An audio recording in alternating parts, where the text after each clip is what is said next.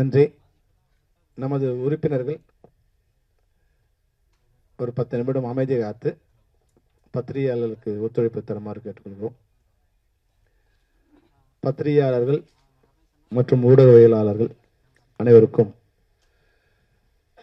எங்கள் அழைப்பை ஏற்று இங்கு வருகை தந்துள்ளமைக்கு தென்னிந்திய திரைப்பட தொழிலாளர்கள் சம்மேளனத்தின் சார்பில் எங்களுடைய நன்றிகளை தெரிவித்துக் கொள்கின்றோம்.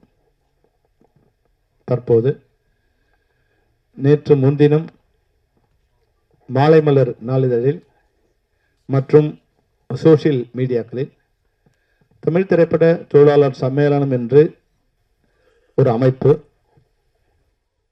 606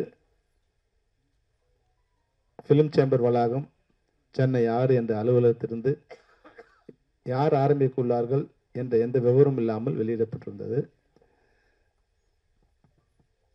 அந்த உரிமையாளரான சேம்பருக்கு நாங்கள் ஒரு கடிதம் அனுப்பி தொடர்பு கொண்டோம்.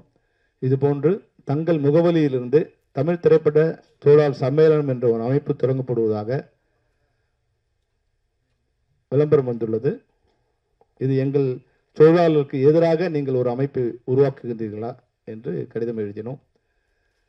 அதனுடைய செயலாளர் திரு கிருஷ்ணாரெட்டி அவர்கள் இது போன்ற எந்த அமைப்பும் சேம்பர் தொடங்கப்படவில்லை, அது போன்ற அமைப்பை தொடங்குவதற்கு யாருக்கும் நாங்கள் உரிமையும் அளிக்கவில்லை, யாரோ சிலர் எங்களுடைய அனுமதி இல்லாமல் இது போன்று எங்களுடைய விளம்பர முகவரியை பயன்படுத்தியுள்ளார்கள் என்று தகவல் தெரிவித்தார். அதன் அடிப்படையில் மாலை முதல் நாளிதழில் தொடர்பு கொண்டு இந்த விளம்பரத்தை அளித்தது யார் என்று அறிந்தபோது தமிழ் திரைப்பட தயாரிப்பாளர் சங்கம் இந்த விளம்பரத்தை தந்துள்ளது என்று அறிய வந்தோம். தற்பொழுது தென்னிந்திய திரைப்பட தொழிலாளர் சம்மேளனத்துக்கு நான் பொறுப்பேற்று ஏறக்குறைய 9 ஆண்டுகள் ஆகின்றது. நான் பொறுப்பேற்ற போது பல்வேறு விதமான கருத்து வேறுபாடுகள், முரண்பாடுகள், சர்ச்சைகள் போன்ற பல்வேறு சிரமமான சூழ்நிலையில் நாங்கள் பொறுப்பேற்றுக் கொண்ட பிறகு தயாரிப்பாளர் சங்கத்திற்கும் பெப்சிக்கும் இடையான அனைத்து கருத்து வேறுபாடையும் கலைந்து தயாரிப்பாளர்களுக்கு என்னவெல்லாம் நன்மை செய்ய முடியுமோ, எங்களுக்கு சிறிது நஷ்டம் ஏற்பட்டால் கூட பரவாயில்லை, தயாரிப்பாளர் நன்றாக இருந்தால் நாங்கள் நன்றாக இருக்க முடியும் என்று எங்களுடைய தொழிலாளர்களை, தொழில்நுட்ப கலைஞர்களை பேசி ஒப்புதல் பெற்று தயாரிப்பாளர்களுக்கு தொழிலாளர் தரப்பிலிருந்து அளிக்கப்பட்ட பல்வேறு விதமான நன்மைகளை உறுதி செய்தோம், சம்பள குறைப்பு உட்பட. நன்றாக சுமூகமாக எங்களுடைய உறவு தொடர்ந்து வந்தது. அதற்கு பிறகு கடந்த 4 வருடங்களாக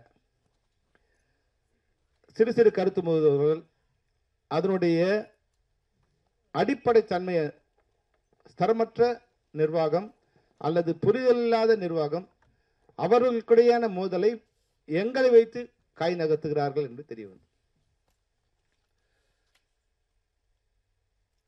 ஒரு இண்டஸ்ட்ரி ஒரு அமைப்பாக இருந்தால் ஒரு முடிவெடுக்க நல்லா இருக்கும்.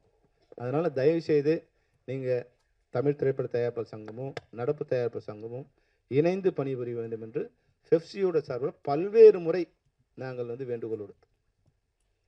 எங்களை பொறுத்த வரைக்கும் தயாரிப்பாளர் பிரிஞ்சிருந்தால் நல்லது, ஏன்னா எங்களுடைய ராஜ்யம் நடக்கும். ஆனால் அது மாதிரி ராஜ்யம் பண்ணுறதுக்கு நாங்கள் வரல. இந்த இண்டஸ்ட்ரி நல்லா இருந்தால் நாங்கள் நல்லா இருப்போம். ஏன்னா இந்த இண்டஸ்ட்ரியில் நாங்கள் தான் 30-40 வருஷம் இருக்கும். நாங்கள் என்பது தொழிலாளர்கள், தொழில்நுட்ப கலைஞர்கள், இந்த மேடையில் இருக்கவங்களும் சரி, யார் உள்ளே வந்தாலும் ஒரு 30 வருஷம் 35 வருஷம் இருக்கும். ஆனால் திரைப்பட தயாரிப்பாளர்கள் அவங்க வந்தவனு காணாமல் போயிடுறாங்க, இல்லை சிரமப்படுறாங்க. அப்போ அவங்க நல்லா இருந்தாங்கன்னா நம்ம இண்டஸ்ட்ரி நல்லா இருக்கும், நம்ம நல்லா இருப்போம். இதையெல்லாம் தொழிலாளர்களுக்கு சொல்லி அவர்களை ஒப்புவித்து அவருக்கு எல்லா நன்மையும் நம்ம செய்து வந்தோம். இப்போ இந்த அறிக்கை வருவதற்கு காரணம் என்ன? பேசிக்கா ஒரு 2 விஷயம் தான் இருக்கு. ஒன்று, நடப்பு தயாரிப்பாளர் சங்கம்னு ஒன்று இருக்கு, அதுக்கு நீங்கள் ரெட்டு போடணும், அவங்க கூட ஒர்க் பண்ணக்கூடாது அப்படின்னு சொன்னாங்க. நாங்கள் சொன்னோம், அவங்க 300 பேர் உறுப்பினர் இருக்காங்க, அதில் 250 பேர் உங்களோட உறுப்பினர்கள், நீங்கள் அவங்க மேலே எந்த நடவடிக்கை எடுக்காமல் எங்களை வச்சு அவங்கள அடிக்க சொல்கிறீங்களா? சரியாக வராது. ஒருவேளை நீங்கள் நடவடிக்கை எடுங்க, அப்புறமா பார்க்கலாம். அப்படின்னு அவங்க வந்து பலமாக இருக்காங்க. அதனால் அந்த நடவடிக்கை எடுக்க முடிஞ்சதோ எடுக்க முடியலையோ அதுக்கப்புறம் அவங்க 2 பேரை உட்கார வச்சு இந்த சம்பள பேச்சுவார்த்தையில் அவங்க மூலம் தான் பேசப்பட்டது. நடப்பு தயாரிப்பாளர் சங்கமும் தயாரிப்பாளர் சங்கம் இணைந்து தான் எங்களுடைய சம்பள பேச்சுவார்த்தைலாம் வந்து இது நான் வற்புறுத்தினா இங்கே இருக்கிற உறுப்பினர்லாம் தெரியும். சம்பள பேச்சு அவங்க தொழில் தயாரிப்பாளர்கள் வாழ்வாதாரத்தை தீர்மானிக்கின்ற அவர்கள் பொருளாதாரத்தை தீர்மானிக்கின்ற சம்பள பேச்சுவார்த்தையில் எத்தனை நிர்வாகிகள் கலந்து கொண்டார்கள்? ஒரே ஒரு முறை கூட அனைத்து நிர்வாகிகளும் கலந்து கொண்டு ஒரு கூட்டத்தை நடத்தியதில்லை அவர்கள். ஒரு முறை கூட. நான் கூட சொன்னேன், எங்க எலெக்ஷன்லாம் இவ்வளோ வந்து வீடு வீடாக வந்து வந்து ஓட்டு கேட்டு நீங்கள் நிர்வாகத்து வரீங்களே, இந்த தயாரிப்பாளரோட எல்லாரோட வாழ்வாதாரத்தை பாதிக்கிற ஒரு முக்கியமான சம்பள பேச்சுவார்த்தைக்கு நீங்கள் யாருமே இல்லாமல் நாங்கள் யார் கூட பேசுறது? பல்வேறு முறை நாங்கள் 4 மணிக்கு வர சொல்லுவாங்க, 4 மணிக்கு போவோம், 5 மணிக்கு, 6 மணிக்கு, 7 மணிக்கு ஒருத்தர் வருவார், 6:30 மணிக்கு ஒருத்தர் வருவார், 6:30 மணிக்கு வந்தவர் 7 மணிக்கு போயிடுவார், 7 மணி வந்து 8 மணிக்கு போயிடுவார். நேற்று வந்தவர் இன்னைக்கு வர மாட்டார், இன்னைக்கு வந்தவருக்கு நேற்று என்ன பேசணும்னு தெரியாது. இதையெல்லாம் நான் சொன்னால் நல்லா இருக்காது, நட்பாக இருக்கு. அந்த அடிப்படையில் நாங்கள் இதையெல்லாம் மனசில் சகிச்சுட்டு அப்படியே பயணம் பண்ணோம். அப்போ அவங்க 2 பேரும் காம்ப்ரமைஸ் பண்ணி எல்லாரும் இவங்க நடப்பு தயாரிப்பாளையும் வந்து வற்புறுத்தி கம்பல் பண்ணி நீங்களாம் ஒன்றா இருந்தால் தான் நல்லது அப்படின்னு சொல்லி ஒரு சிஸ்டம் கொண்டு வந்தோம். என்னென்னா தயாரிப்பாளர் சங்கம் தலைமை சங்கம், அந்த சங்கத்தின் மூலமாக அனைத்து அமைப்புகளும் தயாரிப்பு அமைப்புகளும் ஒரு பரிந்துரை கடிதத்தை தயாரிப்பாளர் சங்கம் வழியாக ஃபெப்சிக்கு அனுப்ப வேண்டும்.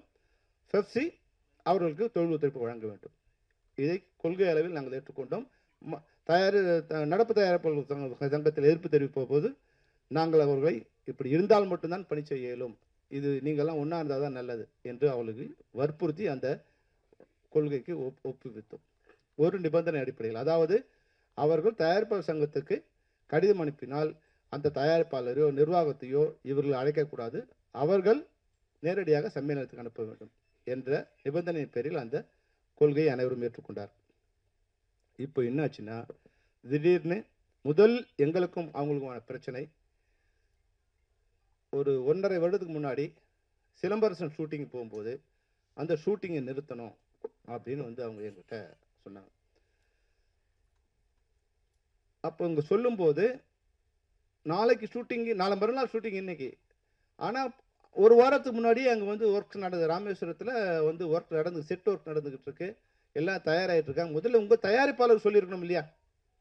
தயாரிப்பாளர் உங்களோட உறுப்பினர், அவரை கூப்பிட்டு நீங்கள் செலவுன்னு வச்சு படம் பண்ணாதீங்க, இந்த பிரச்சனை இருக்குது முடிச்சுட்டு போகணும் நீங்கள் அவரை சொல்லியிருக்கணும். அவருக்கு சொல்லலை. அவங்க செட் ஒர்க் நடந்துட்டு எங்கள் உறுப்பினர் அங்கே ஆல்ரெடி ஒர்க் பண்ணிகிட்டு இருக்காங்க.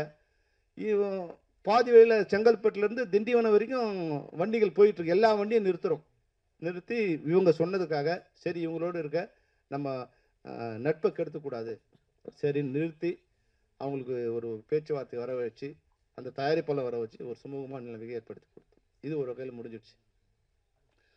இனிமேலாவது அடுத்த சிலம்பரசன் படம் போகும்போது அவங்களுக்குள்ள பிரச்சனை பேசி முடிச்சிருக்கணும்.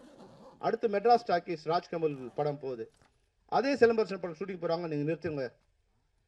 இப்போ நீங்கள் நல்லா யோசிச்சு பாருங்கள், நாங்கள் அவ்வளவு வலிமையானவர்கள் இல்லை. யாரை?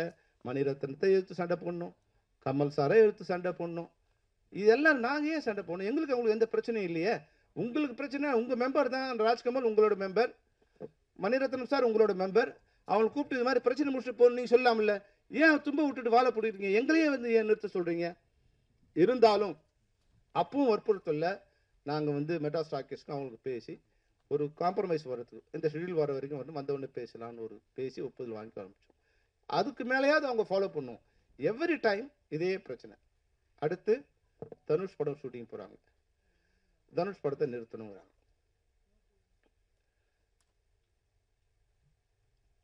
நீங்கள் நல்லா யோசிச்சு பாருங்க, முதல்ல ராஜ்கமல் ஆயிடுச்சு, மணிரத்னம் ஆயிடுச்சு, ஐஸ்வரி கணேஷ் ஆயிடுச்சு, இப்போ அடுத்து தனுஷ். சரி அவங்களும் அவங்க சொல்கிறாங்கன்னு ஸ்டாப் பண்ண உடனே தனுஷ் சார் அவங்க வினோத் அவங்க வந்து ஏன் நிறுத்துறீங்க, இந்த மாதிரி ப்ரொடியூசர் கவுன்சில். சரி ப்ரொடியூசர் கவுன்சில், அப்போ நடிகர் சங்கம் வந்தாங்க, எல்லாரும் பேசி என்ன பிரச்சனை? இல்லை எங்கள் செக்ரட்டரியாக இருக்கிறவர் 3 கோடி ரூபாய் அட்வான்ஸ் கொடுத்துட்ருக்காரு தனுஷுக்கு, அவர் படம் பண்ணல, அதை வந்து ரிட்டர்ன் பண்ண சொல்லுங்கள். நடிகர் சங்க சார்பில் எஸ் நீங்கள் சொல்லி கரெக்டு தான், நாங்கள் ரிட்டர்ன் பண்ண சொல்கிறோம், உடனே ரிட்டர்ன் பண்ணுறோம். இல்லை 16 கோடி ரூபாய் ரிட்டர்ன் பண்ணணும். எப்படிங்க 3 கோடி தான் கொடுத்தீங்க, 16 கோடி எப்படிங்க? இல்லை நாங்கள் வந்து 36% வட்டி, அது அடுத்த வருஷம் வட்டிக்கு வட்டி ஆகிடும், அதுக்கு அடுத்த வருஷம் வட்டிக்கு வட்டி ஆகிடும், இப்படி கணக்கு போட்டு பார்த்தீங்கன்னா 16 கோடி வருது. நான் வட்டி கட்டிட்டு இருக்கேன் ஆல்ரெடி. அதனால் 16 கோடி கொடுக்கும். நாசர் கேட்டார், நம்ம என்ன வட்டிகரை நடத்துகிறோமா?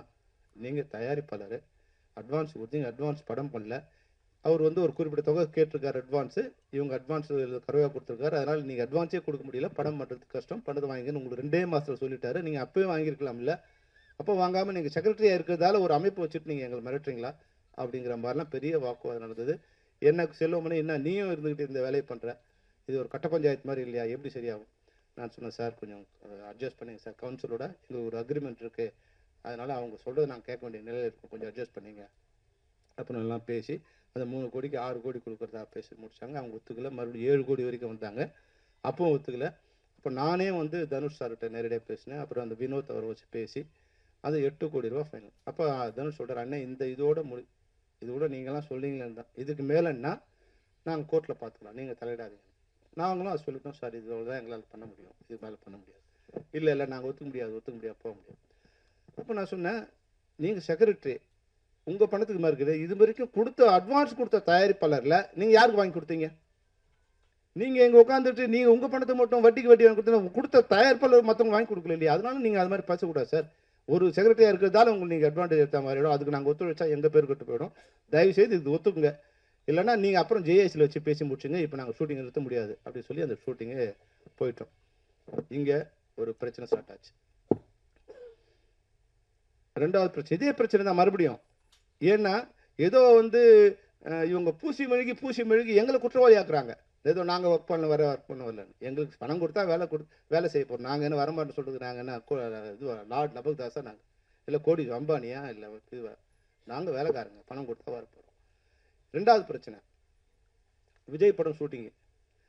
அவங்க வந்து இவங்க ஆகஸ்ட்டில் அறிவிக்கிறாங்க, ஆகஸ்ட் 1ஆம் தேதி அறிவிக்கிறாங்க, நாங்கள் வந்து ஆகஸ்ட் 15லேருந்து புதிய படங்கள் ஆரம்பிக்கக்கூடாது, அக்டோபர்லேருந்து எந்த படம் ஆரம்பிக்கக்கூடாது, அதுக்குள்ளே மறுசீரமைப்புலாம் பேசி முடிக்கணும், எங்களுக்கு ரொம்ப கஷ்டமாக இருக்குது, எங்களால் படம் பண்ண முடியல, பட்ஜெட்டில் எல்லாம் இழுத்து விட்டுறீங்க, இதெல்லாம் சில கட்டுப்பாடெலாம் பேசிட்டு தான் போகணுன்னு வந்து all of a sudden without அவர் நாலேஜ் நடிகர் சங்கத்தை கேட்காம எங்களை கேட்காம அனௌன்ஸ் பண்ணிட்டாங்க. நடிகர் சங்கம் அது ரிவோல்ட் கூட பண்ணாங்க. நாங்கள் அட்ஜஸ்ட் பண்ணிக்கிட்டோம். எவ்வளோ அட்ஜஸ்ட் பண்ணன்னு சொன்னாங்க, பெரிய ஸ்டூக்கு சொல்ல வரல, எவ்வளோ இவங்களுக்கு அட்ஜஸ்ட் பண்ணியிருக்கோம் உங்களுக்கு சொல்ல வரும், தயாரிப்பாளருக்கும் சொல்ல வரும்.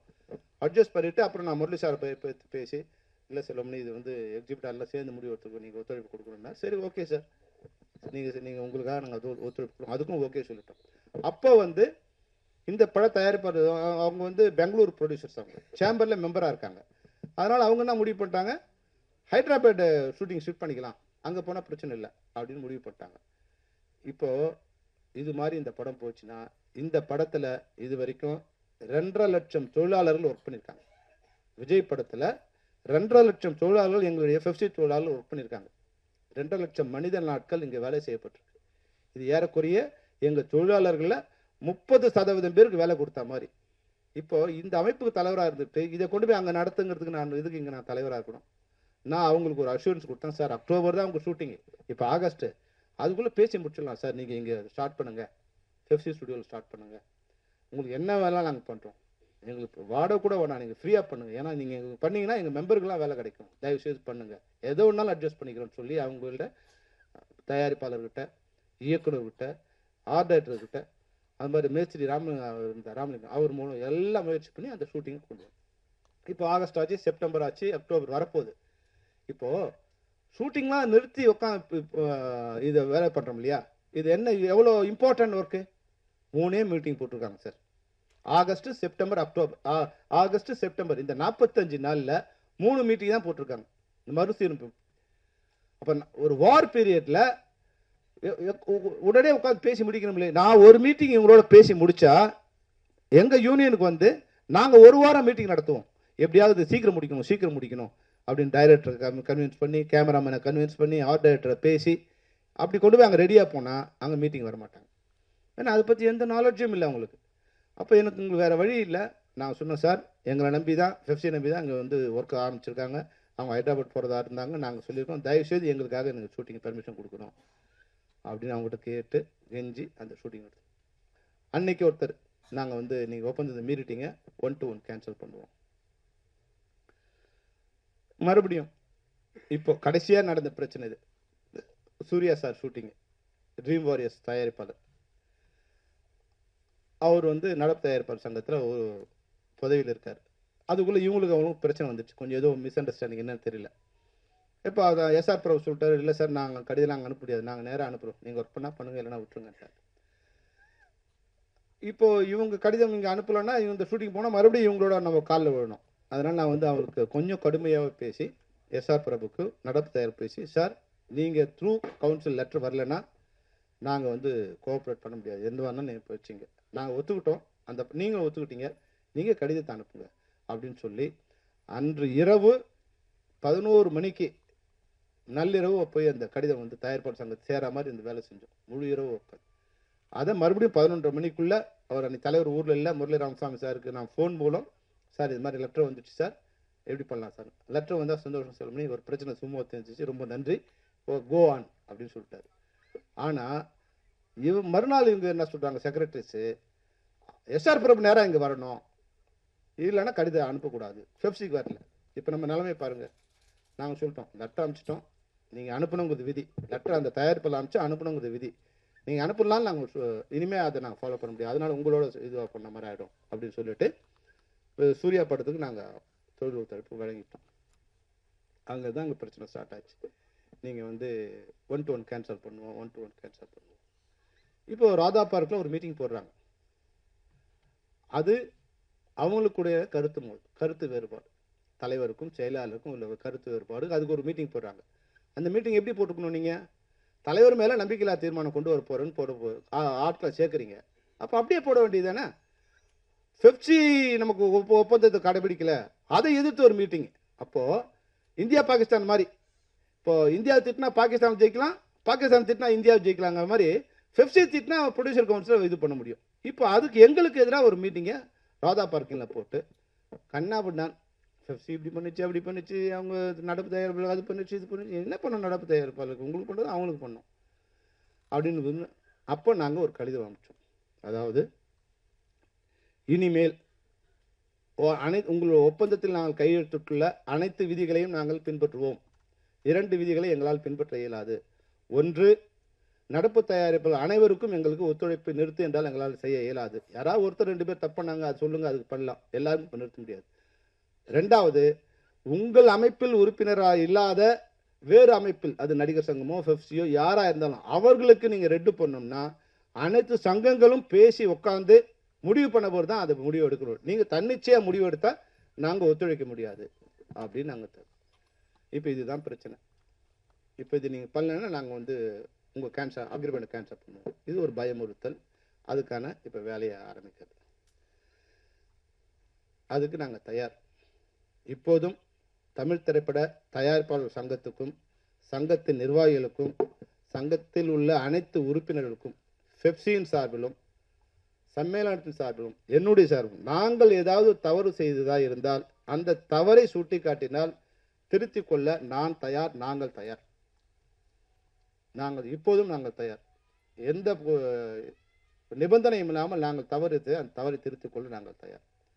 ஆனால் இந்த 2 விஷயங்களை அடிப்படையாக வைத்து நீங்கள் எங்களை மிரட்டவோ இல்லை பெப்சியை அடியால் மாதிரி பயன்படுத்தணும், அவங்க ஷூட்டிங் நிறுத்து இவங்க ஷூட்டிங் நிறுத்து அப்படிங்கிறத இனிமேல் நாங்கள் பண்ண முடியாது. இதை தவிர அனைத்து ஒப்பந்தங்களும் நிறைவேற்ற நாங்கள் தயாராக இருக்கோம். உங்கள் தயாரிப்பாளர் சங்கத்தில் உறுப்பினராக உள்ள அனைவர்களுக்கும் நிர்வாகிகளுக்கும் நாங்கள் சொல்லிடுறோம், நாங்கள் எந்த பேச்சுவார்த்தைக்கும் தயார். ஆனால் எங்களை மிரட்டுறதுக்கு நீங்கள் வந்து எங்களை அழிப்பதற்கு நீங்கள் ஒரு படையை உருவாக்குறீங்கன்னா நீங்கள் அந்த அப்ளிகேஷனை 7ஆம் தேதி இஷ்யூ பண்ணீங்கன்னா 8ஆம் தேதியிலிருந்து தமிழ் திரைப்பட தயாரிப்பாளர் சங்க உறுப்பினரோடு நாங்கள் பணிபுரிய மாட்டோம். நாங்கள் பணிபுரிய மாட்டோம். 7ஆம் தேதி நீங்கள் அப்ளிகேஷன் கொடுத்தீங்கன்னா, இன்றைக்கி ஒரு வேளை சேம்பரில் சொல்லிட்டாங்க எங்கள் அட்ரஸ் யூஸ் பண்ணக்கூடாது சொன்னாங்க, நீங்கள் ஒரு வேளை அவங்கள கன்வின்ஸ் பண்ணி யூஸ் பண்ணீங்களோ இல்லை வெளியே கொடுக்குறீங்களோ உள்ளே கொடுக்குறீங்களோ, நீங்கள் ஒரு அப்ளிகேஷன் கொடுத்தாலும் 8ஆம் தேதியிலேருந்து production, post production, pre production எந்த வேலையும் நாங்கள் செய்ய மாட்டோம். நீங்கள் உங்கள் ஆளுங்களே வச்சு பண்ணீங்க, நாங்கள் தடுக்கவும் மாட்டோம். நீங்கள் தனியாக இப்போ டைரக்டர் கூப்பிட்டுக்கிறீங்க, கேமராமேனை கூப்பிட்டுக்கிறீங்க, கார் டைரக்டர் கூப்பிட்டுக்கிறீங்க, எல்லாம் கூப்பிட்டு நீங்கள் பண்ணீங்க. நாங்கள் எதுவும் நாங்கள் வரல, எங்களை விட்டுடுங்க. எங்களை யார் நம்பி வராங்களோ அவங்க. ஆனால் தயாரிப்பாளர் சங்கம் தப்பாக எடுத்திருக்காங்க, எங்கள் படம் ஷூட்டிங்கில் இருக்குது அப்படின்னு தயாரிப்பு நிறுவனம் அது சங்கத்தில் உறுப்பினராக இருக்கவங்க எங்களுக்கு ஒரு கடிதம் கொடுத்தா, இது போல் பெப்சி தொழிலாளர் வைத்து நாங்கள் வேலை செய்கிறோம், எங்களுக்கு ஒத்துழைப்பு கொடுங்கள், நீங்கள் ஒரு கடிதம் கொடுத்தா நிச்சயமாக அவர்களுக்கு நாங்கள் பணிபுரிவோம். நாங்கள் அடமெண்ட்டாக நாங்கள் இருக்கணும், அவங்களுக்கும் நாங்கள் பணிபுரிவோம். எந்த தயாரிப்பாளருக்கும் எதிரானது அல்ல பெப்சி, எதிரானது அல்ல. நாங்கள் தயாரிப்பாளர் வாழ்ந்தாதான் நாங்கள் வாழ முடியுங்கிறது எங்களுக்கு நல்லா தெரியும். அதனால் தயவு செய்து எங்களுடைய இந்த இறுதி கோரிக்கை, இதை மீறி ஏதாவது நடந்தால் நாங்கள் தமிழக அரசிடம் முறையிடுவோம். 25,000 தொழிலாளர் குடும்பங்கள், 1,00,000 பேர் இல்லை 1,50,000 பேர் நேரடியாக இந்த தொழிலை நம்பி வாழ்ந்து கொண்டிருக்கிறோம். ஏதோ ஒருத்தர் 2 பேர் அவங்களுடைய சுய காழ்ப்புணர்ச்சிக்காக அவங்க எங்களுடைய அடியால் வேலை செய்ய வைக்க நாங்கள் மறுத்ததால் உங்களை பலிகடை ஆக்கினாங்கன்னா நிச்சயமாக நாங்கள் அனைவரும் முறையிடுவோம். எங்களை தமிழக அரசும் அமைச்சர்களும் எங்களை காப்பாற்ற வேண்டும். நாங்கள் துணை முதல்வர் அவர்களையும் துணை முதல்வர்களையும் சந்திப்பதற்கு ஏற்கனவே நேரம் கேட்டு கடிதம் கொடுத்துள்ளோம். இந்த பட்ஜெட் செஷன் நடந்துள்ளதாக, அது முடிந்தவுடன் சந்திக்கலாம் என்று தெரிவித்துள்ளார்கள். முடிந்தவுடன் எங்களுடைய பிரச்சனையை நேரடியாக அரசிடம் முறையிடுவோம். இப்போதும் நான் தமிழ் திரைப்பட தயாரிப்பாளர் சங்கத்துக்கு சொல்லிக்கொள்வது, எங்கள் பக்கத்தில் என்னுடைய தவறு எந்த தவறு இருந்தாலும் அந்த தவறை திருத்திக் கொள்ள நாங்கள் தயாராக இருக்கின்றோம். எதற்கும் நாங்கள் தயார், சண்டைக்கும் நாங்கள் தயார், சமாதானத்துக்கும் நாங்கள் தயார். முடிவை நீங்கள் தான் சொல்ல வேண்டும். நன்றி, வணக்கம். ஏதாவது ஹெல்ப் பண்ணுங்க. நான் சொன்னேன் 12,000 20,000 பண்ணலாம்ப்பா, 12 லட்சம் நாங்கள் எப்படி பண்ணுறது? அப்புறம் பேசும்போது அவர் யுஎஸ்ஐ மெம்பராக இருக்காருன்னு தெரிஞ்சுது. அப்புறம் ஒன்று யுஎஸ்ஐக்கு டெப்டி டைரக்டருக்கு நாங்கள் ஃபோன் பண்ணி இது மாதிரி இருக்குது என்ன பண்ணலாம்னா, ஒரு 10 லட்சத்துக்கு மேலே போச்சுன்னா நாங்கள் ஒரு எலிஜிபிலிட்டி சர்டிஃபிகேட் கொடுக்குறோம். அப்புறம் லெட்டர் கொடுக்க சொன்னார். பெப்சிலேருந்து லெட்டர் கொடுத்தோம். அந்த லெட்டரின் அடிப்படையில் அந்த உறுப்பினருக்கு அவங்க இன்னைக்கு ஃப்ரீயாக தமிழ்நாட்டில் இருக்க அப்போலோலாம் பண்ணலாம், ராமச்சந்திரன் எந்த அலுவலகத்திலும் ஃப்ரீயாக ஹாஸ்பிட்டலில் அவங்க இப்போ அந்த கிட்னி டிரான்ஸ்ஃபர் டோனர் இருந்தால் பண்ணிடலாம். இப்போ அடுத்த வாரம் அவங்களுக்கு இந்த ஆப்ரேஷன் நடக்க போகுது. அப்போது இது போன்ற ஒரு பாதுகாப்பு எங்கள் எல்லா மெம்பரும் கிடைக்கும் இல்லையா? அவங்க வேறு வகையில் எப்படி அவங்க இஎஸ்ஐ மெம்பராக இருந்ததால் அவங்களுக்கு கிடைச்சது. நாங்கள் இஎஸ்ஐ மெம்பராக இருந்தால் எங்களுக்கு இந்த பாதுகாப்பு இருக்குது இல்லையா? இந்த நீங்களும் எங்களுக்கு இன்சூரன்ஸ் கொடுக்க மாட்டீங்க. நேற்று ஒரு அம்மா இறந்துட்டாங்க, நீங்கள் என்ன பண்ண போகிறீங்க? அவங்களோட நல்ல வேலை, அவங்க ஒரு பெரிய கம்பெனியில் ஒர்க் பண்ணும்போது இறந்தாங்க. அந்த கம்பெனி கொஞ்சம் பணம் கொடுக்கும். இந்தியன் கம்பெனியில் ஒர்க் பண்ணதால தான் அவனுக்கு 1 கோடி ரூபாய் கிடச்சிது. கும்பகோணத்தில் ஒரு ஷூட்டிங்கில் 6 பேர் செத்தாங்க. அந்த பாடியை கொண்டு வரது கூட ஆம்புலன்ஸ் பணம் கொடுக்கக்கூடிய நிலையில் தயாரிப்பாளர் இல்லை. அவங்கள யார் காப்பாற்றுறது? யார் காப்பாற்று? அவங்கள அந்தந்த யூனியன் பணம் செலவு பண்ணி ஆம்புலன்ஸ் வச்சு கொண்டு பாடியை ஆம்புலன்ஸ் வச்சு கொண்டு வந்தாங்க. அடிப்பட்டவங்களை கொண்டு எஸ்ஆர்எம்லாம், அன்றைக்கி எஸ்ஆர்எம்க்கு எங்களுக்கு ஒரு அண்டர்ஸ்டாண்டிங் இருந்தது. கொண்டு ஃப்ரீயாக நாங்கள் மெடிசன் அவங்களுக்கு ஹெல்ப் பண்ணோம். இப்போ இது மாதிரி எங்கே போய் நாங்கள் நிற்கிறது? அப்போ அரசாங்கமே எங்களுக்கு அந்த உதவியை இலவசமாக பண்ண வரும்போது நீ அந்த உதவி கூட பண்ண விடாமல் நீங்கள் தடுத்தீங்கன்னா உங்கள் நல்ல எண்ணம் என்ன? இவ்வளோ நாளாக அவங்க கிட்ட வேலை செஞ்சுருக்கோம். உங்கள் எண்ணம் தான் என்ன? அதிகாரம் பண்ணணும். நாங்கள் சங்கத்தில் இருக்கோம், என் கீழே எல்லாரும் இருக்கணும். இதுக்காக இதுக்கு நம்ம படம் ப்ரொடியூஸ் பண்ண வந்தோமா, அதிகாரம் பண்ண வந்தோமா?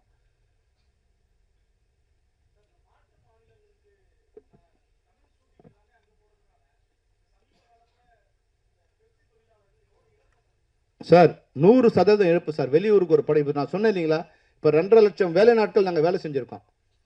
இப்போ விஜய் படம் இங்கே நடந்ததால் இந்த படம் அங்கே போயிருந்தா ஒரு 5000 பேர் கூட வேலை செஞ்சிருக்க மாட்டாங்க. டைரக்டர், கேமராமேனு, ஆர்ட் டைரக்டர், இது மாதிரி ஆட்கள் தான் போயிருப்பாங்க. அப்போது எவ்வளோ பேர்? அப்போ 2,45,000 வேலை நாட்கள் நாங்கள் வேலை பண்ணியிருக்கோம். அப்போ எல்லா நட்சத்திரங்களும் எல்லா ஹீரோஸும் முதல்ல உணரணும். தமிழ்நாட்டில் வாழ்கிற நீங்கள் தமிழ்நாட்டு தொழிலாளருக்கு துரோகம் பண்ணாதீங்க. நாங்கள் உங்களை கெஞ்சி கெஞ்சி கெஞ்சி பார்த்துட்டு காலில் என்னதான் பண்ண சொல்கிறீங்க? ஹைதராபாத்தில் போய் ஷூட் பண்ணுறதால உங்களுக்கு என்ன வருது? ஈவிபியில் போய் நீங்கள் உட்காந்துட்டு நீங்கள் ஒரு ராஜா, உங்கள் ஒரு ராஜ்யத்தை வச்சுக்கிட்டு அங்கே போய் ஒரு தமிழ்நாட்டு கிராமத்தை செட்டு போடுறீங்க. என்ன இது? இனிமே எங்கள் வாழ்வாதாரத்தை பாதிக்கிற மாதிரி நீங்கள் எந்த நடிகரும் ஈடுபடாதீங்க, எந்த தயாரிப்பாளர் கூட ஒரு வேண்டுகோள் வைக்கிறேன். நீங்கள் அங்கே போய் ஷூட் பண்ணுறதால அவங்களுக்கு ரூம் கொடுத்து அவங்களுக்கு டிக்கெட் கொடுத்து அவ்வளோ செலவு பண்ணுறீங்களா? அதனால் என்ன லாபம் உங்களுக்கு? நான் இப்போ காஷ்மீரில் வெள்ளை பனிமலை இருக்குது, அதை இங்கே செட்டு போடுன்னு நாங்கள் சொல்லலை. அது மாதிரி இருந்தால் அங்கே போய் பண்ணுங்க. நீங்கள் ஹைதராபாத்தில் போய்ட்டு நம்ம ஊர் கிராமத்தை அங்கே போய் செட்டு போகிறீங்கன்னா என்ன அர்த்தம்? கிராமமே நம்மகிட்ட இருக்குது, அரசு இடம் கொடுத்துருக்கு, அங்கே போய் செட்டை போடுங்க. இங்கே நம்ம ஆட்கள் வேலை செய்வாங்க, நம்ம ஆட்கள் பிழைப்பாங்க. காஸ்ட் அதிகமாகுது சார், காஸ்ட் அதிகமாகுது. தயாரிப்பாளர்கள் கண்ட்ரோலில் இருந்திருந்தாங்கன்னு நல்லா இருந்திருக்கும் சார் சினிமா. நீங்கள் தான் சொல்லணும். ஏன் அந்த சார் நான் நஷ்டப்பட்டா கூட அங்கே போகிறேன்னா அது யார் கண்ட்ரோல்? என்ன நான் எப்படி டைரக்டரா இல்லை ஹீரோவா இல்லை கேமராமேனா இல்லை வந்து அதில் நடிக்கிற ஜூனியர் ஆர்டிஸ்ட் சொல்கிறாங்களா, ஜூனியர் சார் நாங்கள் வந்து தான் ஷூட்டிங் வரும்னு சொன்னாங்களா? அது யார் கண்ட்ரோல் பண்ண நீங்கள் தான் சொல்லுங்கள். நாங்கள் எப்படி சொல்ல முடியும் சார்? அரசு எப்படி சார் சொந்த மாநிலத்தில் உள்ள தொழிலாளருக்கு விரோதமாக எந்த அரசாக செயல்படுமா சார்? அதில் அரசு சும்மா இவங்க தான் சொல்லிக்கலாம். அரசுக்கு எந்த விதமான அரசு வந்து இன்னொரு இன்ஸ்ட்ரக்ஷன் கொடுக்கணும். நம்ம ஊரில் ஷூட் பண்ணணும்னு சொல்லணும் அவங்கள. நான் அரசாங்கத்தையும் இப்போ கேள்வி நாங்கள் வந்து நிச்சயமாக கோரிக்கை வைப்போம். தமிழ்நாட்டு படங்கள் unless otherwise it is necessary. இப்போ வைசாக் பீச் வேணும் போங்க, கோல்கொண்டா ஃபோர்ட் வேணும் ஹைதராபாத் போங்க, காஷ்மீரில் பனிமலை வேணும் நீங்கள் காஷ்மீர் போங்க. நீங்கள் தேனியை போய் அங்கே போய் செட்டு போடாதீங்க. இங்கே இருக்கிற ஐயனார் சாமியை போய் அங்கே போய் செட்டு போடாதீங்க. அங்கே 2000 பேர் வச்சுட்டு நீ இருக்கும்போது இங்கே படம் பார்க்குறோம் வயிறு எப்படி எரியும்? இங்கே தான் படம் பார்க்குறான், அங்கேயே பார்க்குறான். அந்த தொழிலாளிங்க பார்த்தான்னா அவன் வயிறு எரியாது? நம்மளை வந்து பட்டினி போட்டுட்டு இவங்களாம் இப்படி பண்ணுறாங்களேன்னு அவங்க கவலைப்பட மாட்டான்? அந்த சாபம் உங்களை பாதிக்காது?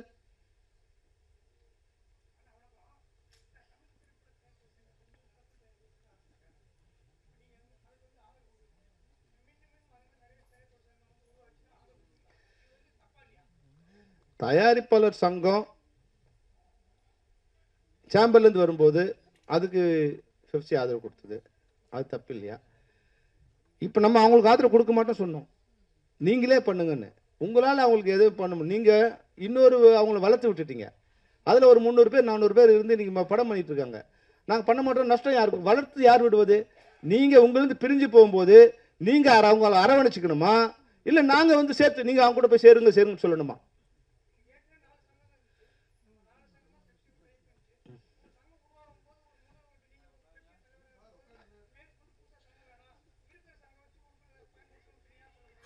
ஏன் சார் அது இது என் வேலையா? அது அது பெப்சியோட வேலை இல்லைங்க. நீங்கள் அவங்க எங்கிட்ட வந்தாவா இல்லாட்டி அவங்க சொல்லுவாங்க நாங்கள் இது மாதிரி ஒரு சங்கம் ஆரம்பிச்சுக்கிறோன்னுவாங்க. நாங்கள் சொல்லாமல இருந்து 3 வருஷமாக போராடி 30 மீட்டிங் அவங்களோட வச்சுருக்கோம். ஒரு தடவை நாங்கள் இருந்து 2 பேரும் உட்கார வச்சு பேசிகிட்டு இருக்கோம். இன்றைக்கும் பேசியிருக்கோம். சார் அவங்க கூப்பிட்டு உட்கார வச்சு பேசலாம் சார், பேச்சுவார்த்தைக்கு நான் தயாராக இல்லைன்னு சொன்னால் அதுக்கு நாங்கள் என்ன பண்ணுறது? பேச்சுவார்த்தைனா 2 பேர் சம்மதிச்சா தான் பேச்சுவார்த்தை நடத்த முடியும். இவனை அழிச்சிருன்னு சொன்னால் அழிக்கிறதுக்கு நாங்கள் ஆள், நீ முடிஞ்சா அழிச்சிக்க, அழிக்கிறதுக்காக நான் ஆள். உன்னோட அடியாலாம் எங்களை பயன்படுத்தாது தான் மீண்டும் மீண்டும் நான் சொல்ல வருது. உங்களோட அடியாலாம் எங்களை பயன்படுத்தாதீங்க. நீ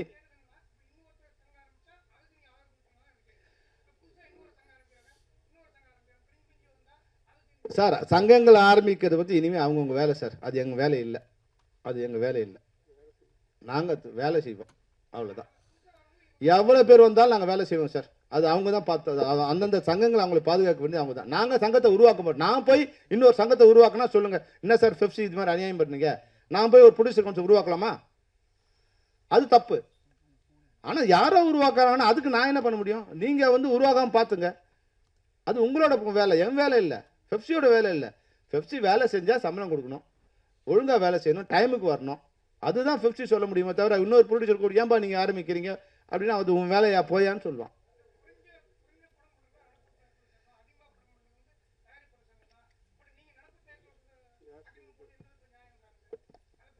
ஒன்றா நான் ஒரு டீட்டெயில் கொடுக்குறேன், யார் யார் எங்கெங்கே பண்ணணும். அது நாங்கள் அந்த இப்போ இதே கோரிக்கையை இன்னொருத்தர் வச்சாங்கன்னா ஒத்துக்க முடியாது. ஏன்னா அவங்க ஒரு படம் 2 படம் பண்ணுறவங்களா இருப்பாங்க. இன்றைக்கி நடக்கும்போது மெஜாரிட்டியான படங்கள் இங்கேருந்து தான் வருது. இதில் இப்போ அதனோட துணைத் தலைவர் இங்கே உறுப்பினராக இருக்கார், நிர்வாகத்தில் இருக்கார். அந்த சங்கம் அது ஒன்று அங்கேருந்து வா இல்லை நடவடிக்கை எடுக்கணும்ல. அதை விட்டுட்டு என்ன கேட்டிங்கன்னா உங்கள் தயாரிப்பாளர் சங்கத்தில் துணைத் தலைவர் அவர் அங்கே மெம்பராக வந்து படம் எடுக்கிறாரு, எப்படி நீங்கள் அவர் துணைத் தலைவர் வச்சுக்கிட்டீங்க? அவர் வந்து பணம் கொடுத்தாரு, உங்களுக்கு வந்து இன்சூரன்ஸ் பணம் கட்ட கொடுத்தாருன்னு விட்டுட்டீங்களா? இல்லை நாங்கள் அவர் போய் நீங்கள் அவர் போய் சேர நாங்கள் சொல்லணுமா, நீங்கள் சொல்லணுமா, நாங்கள் சொல்லணுமா?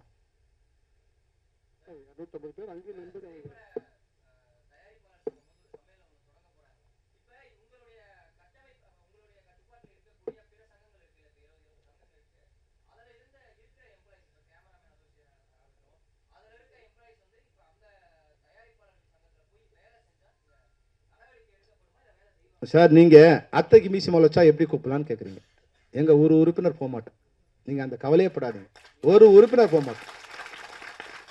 நான் உடனே இந்த முடிவு எடுத்துருவேனா, முதல்ல இசி போட்டு ஜென்ரல் பாடி போட்டு இன்னைக்கு அனைத்து சங்கங்களில் இருக்கிற அனைத்து உறுப்பினரும் வர வச்சு, இசி செயற்குழு மெம்பர்லேருந்து ஆஃபீஸ் பேரண்ட்ஸ் எல்லாரையும் வர வச்சு அவங்க எல்லாரோட ஒப்புதல் பெற்ற பின்னர் தான் நான் அறிவிக்கிறேன். ஒரே ஒரு மெம்பர் கூட போக மாட்டேன். அந்த பயம் எங்களுக்கு இல்லை. அவங்க ஆரம்பிச்சிருவாங்க வளர்ந்துருவாங்கலாம் இல்லை. தேவையில்லாமல் ஒரு மனப்பூசல். நாளைக்கு இப்போ இவ்வளோ பேச வேண்டிய அவசியம் வந்துடுச்சு பாருங்க. எனக்கு நாளைக்கு எங்களோட நட்பாக இருந்தவர் இன்னும் நிறைய விஷயம் இருக்குது. இன்றைக்கி நீங்கள் தரம் தாழ்ந்து ஒரு லெட்டர் எங்களை விமர்சிக்கிறீங்க, அது மொட்டைக்கட்டுதாசி போடுறீங்க, வாழை வச்சு வேலை பண்ணுறீங்க. இது வரைக்கும் உங்களுக்குள்ளே திட்டிகிட்டு இருந்தீங்க. இன்றைக்கி அவங்க அங்கே ஆளை வச்சுட்டு என்னை பற்றி திட்டி நான் இது பண்ணுறது. நான் ஏற்கனவே சொல்லிட்டேன், இந்த சங்கத்துக்கு நான் வரும்போது என்னை எதிர்த்து நின்றவர் 33 ஓட்டு வாங்கினார், நான் 36 ஓட்டு வாங்கினேன். அடுத்த முறை நான் 49 ஓட்டு வாங்கினேன், அவர் 16 ஓட்டு வாங்கினார். அடுத்த முறை இருக்கும்போது எங்களை எதிர்த்து ஆளே இல்லை. ஒரு 100 ரூபா தான் நாங்கள் செலவு பண்ணி அப்ளிகேஷன் வாங்குவோம். அப்போ என்னுடைய செயல்பாடு சரியாக இருக்கிறதால நான் இங்கே பணம் கொடுத்து இல்லை வேற மாதிரி உதவிகள் கொடுத்து ஓட்டு வாங்க வேண்டிய அவசியம் இல்லை. இந்த உறுப்பினர்கள் நான் தேவைப்படுற வரைக்கும் நான் இங்கே இருந்துகிட்டே இருப்பேன். அதனால் இதில் அதிகாரத்துக்கான போட்டி எங்ககிட்ட இல்லை. நாங்கள் இதில் இருக்கோம். என்னுடைய ஓய்வு நேரத்தை என்னோட உறுப்பினர்கள் செலவு பண்ணுறது. திரைப்படத்துறைக்கு தான் என்னோட முதல் ப்ரெஃபரன்ஸ். அதில் ப்ரொடியூசராக இருக்கட்டும், எக்ஸிபிட்டாக யாராக இருக்கட்டும், அந்த இண்டஸ்ட்ரியில் நான் ஒரு பார்ட்னர். அந்த பார்ட் நல்லா இருக்கும்னு நான் நினைக்கிறேன். எல்லாருக்குமா நான் உதவி நான் பண்ணுறேன். ஆனால் நீங்கள் எதுவுமே நீங்கள் ஒற்றுமையாக இல்லாமல் எங்கள் மேலே கோரி சொல்கிறதுல அர்த்தம் இல்லை. இது மாதிரி எங்களை பேச வைக்கிறத நீங்கள் இவ்வளோ நாள் 3 மாதம் என்னென்னவோ தரக்குறைய விமர்சனம் பண்ணாங்க. ஆனால் இன்றைக்கி விமர்சனம் பண்ணேன்னா தனிப்பட்ட முறையில் சுயலாபம் அடைவதாகவோ இல்லை இவங்க தொழிலாளர்கள் மேலே அக்கறை கொள்றதாவோ, அங்கே இருக்கிற தொழிலாளரை காப்பாற்ற தான் நாங்கள் படையெடுக்க வரோம். நாங்கள் இது ஆரம்பிக்கிறோம்.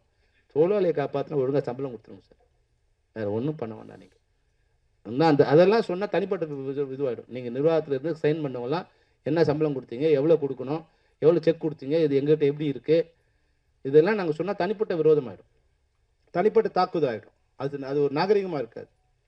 அதையும் பொறுத்துக்கிட்டு தான் நாங்கள் இவ்வளோ நாள் ஒர்க் பண்ணிட்டு இருக்கோம்.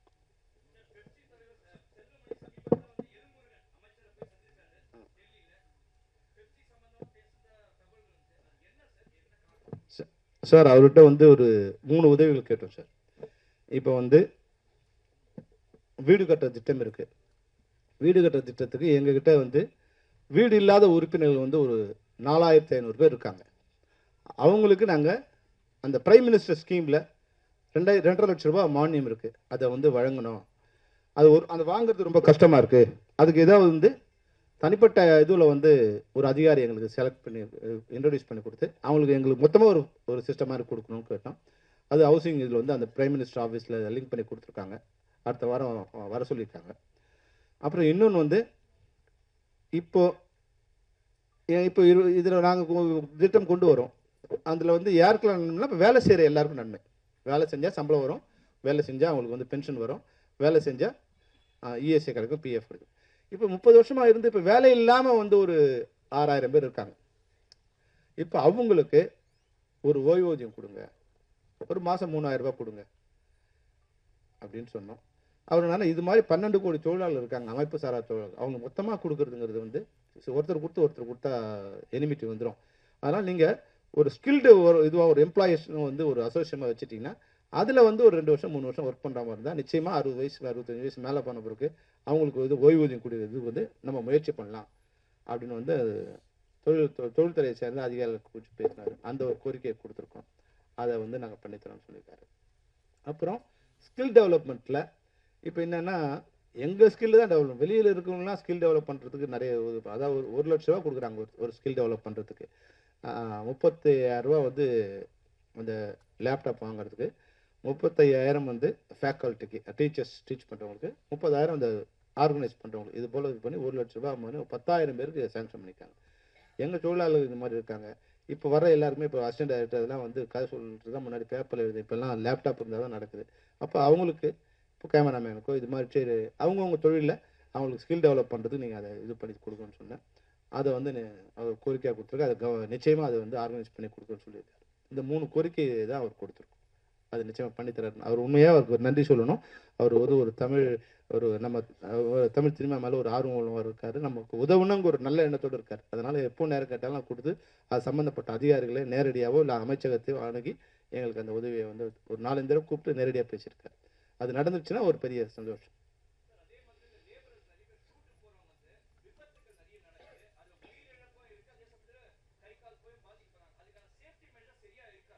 இப்போ சார் அது நாங்கள் முயற்சி பண்ணிகிட்டே இருக்கோம் சார். இது வரைக்கும் ஒரு 5% தான் நடந்திருக்கு சார். அது எங்கள் உறுப்பினரும் அசால்ட்டாக இருக்காங்க. வாங்கி கொடுத்தாலும் போட மாட்டேங்கிறாங்க. அது வந்து அவங்களுக்கு ஒரு எக்ஸ்ட்ரா பர்டனாக இருக்குது. ஒரு க்ளவுஸ் போட்டு எலக்ட்ரிஷியன் ஒர்க் பண்ணுன்னா அவன் க்ளவுஸ் சார் இது வந்து கன்வீனியண்ட்டாக இல்லைங்கிறாரு. அவர் கேப் போட்டு வந்து லைட்டு உள்ளே போங்கன்னா அது கேப் வேர்வை வடிதே உள்ளே போட முடியல. இப்போ எங்கள் மெம்பர் மேலே கொஞ்சம் இது தவறு இருக்குது. அது வந்து ஒரு 20%. ஆனால் 80% வந்து அந்த ஸ்டுடியோஸ் அதுக்கு உண்டான வசதி இல்லாமல் இருக்குது. நாங்கள் அவங்களுக்கு தொடர்ந்து கொடுத்துட்டே இருக்கோம். இப்போ அவங்களோட சண்டை எல்லாரோடும் சண்டையாக இருக்குது. எங்களுக்கு உரிமையை கேட்டாவே சண்டையாக இருக்குது. நிச்சயமாக பாதுகாப்பற்ற சூழ்நிலை தான் நாங்கள் ஒர்க் பண்ணுறோம். கரணம் தப்புனா மரணம் இருக்குது பாருங்கள். அது மாதிரி ஸ்டண்ட் மேனு மட்டும் நாங்கள் இங்கே மரணம் இல்லை, லைட் மேனு கூட டெய்லி மரணத்தை நோக்கி தான் போயிட்டுருக்கான். மேலே ஏறினானா எந்த கோடா எப்போ இறங்கும்னு தெரியாது, எப்போ அது ஆடுன்னு தெரியாது. அந்த எந்த கோடாவுமே கொடுத்துட்டே இருக்கும் சார், கொடுத்துட்டே இருக்கும். எந்த கோடாவுமே விதிப்படி இல்லை சார். நாங்கள் வந்து சொல்லிட்டோம், நாங்கள் லேபர் இதில் வந்து கம்ப்ளைண்ட் பண்ணால் ஸ்டுடியோ மூடிடுவாங்கன்னு. இன்னொரு பயம்னா இங்கேயே ஸ்டுடியோ இல்லை, ஸ்டுடியோ மூடினா இருக்கிறவன் வந்து இன்னும் வெளியூர் போயிடுவானேன்னு அந்த பயம் வேறு இருக்குது. இது மாதிரி நாங்கள் வந்து ஒரு நெருப்பாற்றல் தான் நாங்கள் நீந்திக்கிட்டு இருக்கோம்.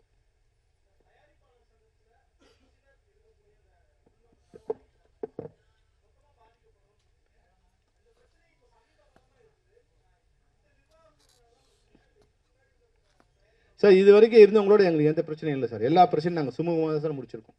எவ்வளோ பிரச்சனை வந்திருக்கு சார், எவ்வளோ பிரச்சனை வந்திருக்கு. ஒரு சிலர் நான் தனிப்பட்ட முறையில் யாரும் சொல்ல வரல, அவங்களுக்குள்ள ஒரு ஒருங்கிணைப்பு இல்லை சார். தலைவர், செயலாளர், துணைத் தலைவர், இணைச் செயலாளர், செயற்குழு உறுப்பினர்களுக்கு ஒரு ஒருங்கிணைப்பு இல்லை. அப்போ தங்களுக்குள்ள கருத்து மோதலில் அது வந்து இப்படி ஆயிடுது. அப்படிதான் நான் உணர்றேன். அது தவிர வேற ஒன்றும் அதில் இருக்க மாதிரி தெரியல. இப்போ இந்த இந்த நிர்வாகத்தில் வரும்போது தான் எனக்கு வந்து இந்த பிரச்சனை இல்லை சார். பெப்சியை எதிரியா காமிச்சா அங்கே ஜெயிக்கலாம் சார். பெப்சியோட வேலை செய்ய மாட்டோம், உடனே 100 பேர் கை தட்டுவாங்க. அப்போ நான் தலைவன் ஆயிடுவேன். அவ்வளோதான். அதை தவிர வேற எதுவும் கிடையாது. எங்களை எதிர்ப்பதால அங்கே கொஞ்சம் பேர்ல கொஞ்சம் நிறைய பேருக்கு வந்து அது ஒரு இது இருக்கும், ஒரு உணர்ச்சி கிளம்பும். இனிமேல் அவங்களோட இது நம்ம அடிமைத்தனத்தை நம்ம இல்லை, நம்மளே நம்ம ஒர்க் பண்ணிக்கலாம். யாரு கூட ஒரு நாள் ஒர்க் பண்ணலாம், யாரு கூட ஒர்க் பண்ணுவேன்? நம்ம சொல்லிட்டோம். நீ சொல்லி 3 மாதம் ஆச்சு, 3 மாதம் கடிதம் அமைச்சிக்கிட்டு இருக்கீங்க. இதே செயலாளர் கையெழுத்து போட்டு எங்கள் உறுப்பினருக்கு நீங்கள் சிறு பட்ஜெட்டுக்கு நீங்கள் எனக்கு இது அலாட் பண்ணுங்கன்னு கையெழுத்து போட்டு போன வாரம் கூட அனுப்புறீங்க.